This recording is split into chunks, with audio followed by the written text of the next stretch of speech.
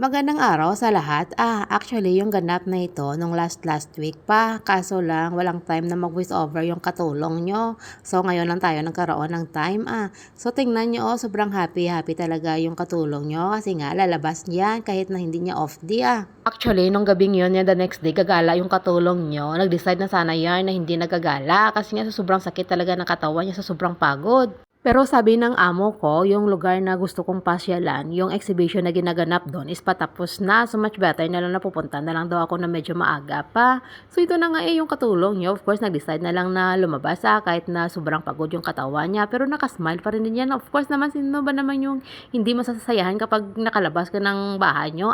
So nandito na nga tayo sa Metyong Baro MRT Station. Nag-aabang na tayo ng train na pwedeng pagsakyan papuntang Outram Park. Alam nyo na yarn, kapag parati kayo nang kasubaybay sa mga vlog ko, so nandito na nga tayo sa may Outram Park ho. So kailangan na lang nating sumakay na naman ng train, yung brown line, papunta sa may Garden by the Bay. So galing Outram Park, diba? 4 na stops lang naman, so ito na nga, nakasakay na nga tayo ng train papuntang Garden by the Bay, Pero of course, pagdating ko ng Garden by the Bay MRT Station, kailangan ko pang hintayin yung amo ko, kasi nga, yung amo ko kasi is pupunta rin doon sa lugar na pupuntahan ko. Kasi nga may gusto niya lang kasing pag-aralan pa yung mga ibang mga magagandang mga exhibition doon. Wow ka na lang talaga sa amo ko. Kasi nga kahit na maedad na yan, hindi pa yan naghihinto sa pag-aaral. So nandito na nga tayo. Welcome na naman sa may Garden by the Bay.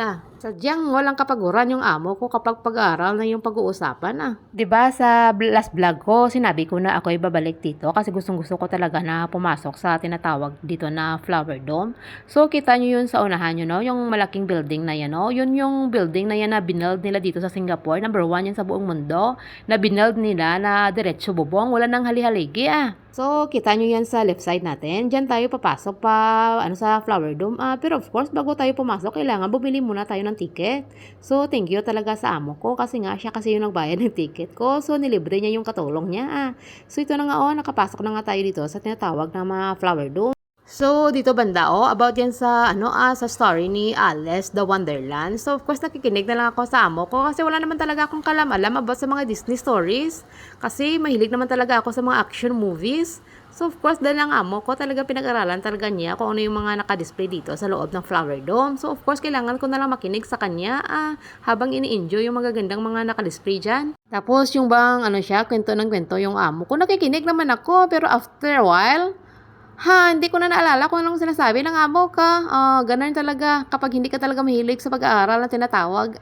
So okay lang yun. Grabe pa naman, napaka-fluent pa naman sa English yung amo ko. Nosebleed talaga yung katulong nyo. Marami ka dito makikita na mga sari-saring klaseng mga halaman na mga nakatanim dito sa loob ng Flower Dome. Galing po to sa iba't ibang bansa. So, ini-explain talaga ng amo ko isa't isa kung hanggang saan galing bansa yan, kung anong klaseng puno yan, anong klaseng halaman yan. So, of course, yung katulong nyo, todo kinig naman Yun lang nga yung problema. After that, hindi ko na naalala kung ano yun Kahit na nosebleed na yan yung katulong nyo sa kakapakinig sa explanation ng amo niya, go pa rin din wala namang mawawala sa katulong nyo dadagdagan pa nga yung kalaman niya. Ang problema lang is mga ilang minutos lang nakatatak sa kote niya tapos nawawala na. Pawaw na lang yung katulong nyo sa wagas na pag-explanation ng amo niya. Actually, dito lang naman ako banda tinor ng amo ko with explanation. Kasi nga maya-maya kasi magkahiwalayan na kaming dalawa. So, gagala na dyan yung katulong yung mag-isa. I-enjoy niya na yung kagandahan sa loob ng Flower Dome na yan. Yung sinadya ko talaga dito sa may Flower Dome na ito, yung impressions of Minette, yung magandang garden na ng isang artist. French ba yun na artist? Na hindi ko lang alam. May search nyo na lang sa Google. Kasi alam nyo na yun pag sinabing artist na si Minette, parang French yata yun. Pero bago tayo makarating sa magandang garden na yon, talagang mawiwili ka talaga dito sa mga iba pang mga halaman na makikita mo or madadaanan mo dito, as in talaga. Kahit na hindi pa yun yung main attraction na sinadya natin dito, pero mapawaw ka talaga sa kagandahan, mabubusog ka talaga, ma-excite ka talaga kahit saang pang part ka dito. Yung part na feeling mo, prinsesa ka sa kalagitnaan na kagandahan ng lugar na pinasukan mo.